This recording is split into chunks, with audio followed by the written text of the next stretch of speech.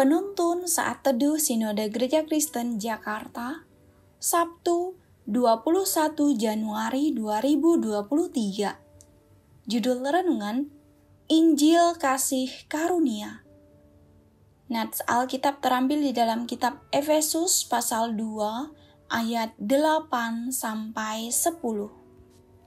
Sebab karena kasih karunia kamu diselamatkan oleh iman. Itu bukan hasil usahamu, tetapi pemberian Allah. Itu bukan hasil pekerjaanmu. Jangan ada orang yang memegahkan diri.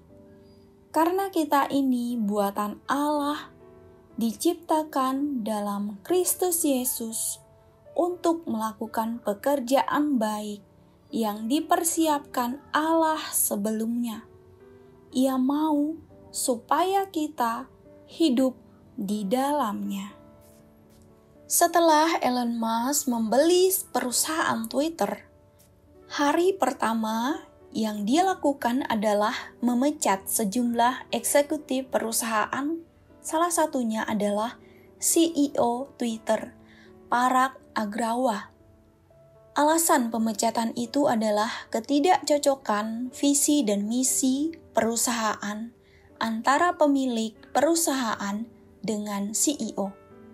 Selain itu, para petinggi perusahaan juga dianggap gagal membawa Twitter menjadi sosial media yang jauh lebih baik. Seperti inilah cara dunia kita bekerja. Dalam sebuah perusahaan, para pekerja dituntut untuk selalu berprestasi serta bisa memahami dan sejalan dengan pimpinannya. Kegagalan tidak bisa ditoleransi, bahkan berujung pada pemecatan. Berbeda dengan apa yang dilakukan Allah terhadap manusia. Allah tahu bahwa manusia tidak kompeten dalam menghadapi kehidupan ini. Manusia berkali-kali berbuat kesalahan dan jatuh dalam dosa. Namun, ia tetap secara aktif mengasihi kita, bahkan mengorbankan nyawanya bagi kita. Banyak orang berpikir bahwa Allah memberikan keselamatan pada manusia karena kebaikan manusia itu. Setidaknya, sebagian besar agama di dunia ini mengajarkan hal yang demikian. Namun kebenarannya, kebaikan manusia tidak bisa menebus satu pun kesalahan yang pernah dibuatnya. Secara logis, seorang penjahat tidak mungkin bebas dari jerat hukum hanya karena dia sering menolong orang lain. Sebab itu, firman Tuhan dengan tepat mengatakan, "Sebab karena kasih karunia kamu diselamatkan oleh iman. Itu bukan hasil usahamu, tetapi pemberian Allah. Itu bukan hasil pekerjaanmu. Jangan ada orang yang memegahkan diri." Melalui bagian ini, kebenaran firman Allah mengatakan bahwa keselamatan itu berasal dari inisiatif Allah. Manusia tidak bisa membeli keselamatan dengan apapun juga. Tuhan tahu bahwa umat-Nya tidak bisa mengusahakan keselamatan jiwanya. Sebab itu, Ia memberikannya kepada kita.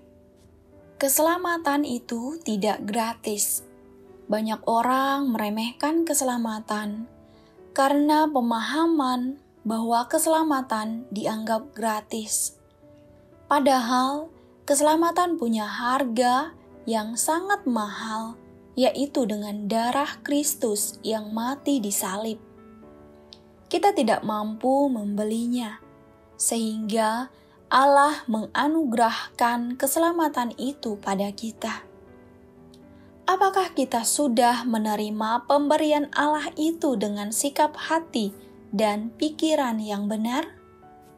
Sikap hati dan pikiran yang benar muncul dalam bentuk kerinduan untuk selalu punya hubungan yang baik dengan Allah.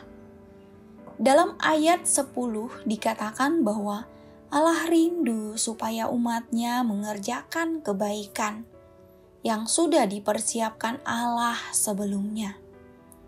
Kita diselamatkan bukan sekedar dari dosa dan hukuman, tetapi diselamatkan untuk perbuatan baik.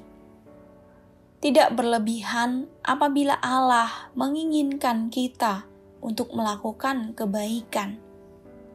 Keselamatan kita berasal dari kebaikan Allah, diawali dari kebaikan Allah, dimaksudkan untuk melakukan kebaikan demi Allah. Ketidaktaatan digantikan dengan ketaatan. Pemuasan nafsu untuk mendapatkan kebahagiaan digantikan dengan kepuasan di dalam Tuhan. Keselamatan itu tidak gratis. Harganya sangat mahal, yaitu darah Kristus di kayu salib. Amin.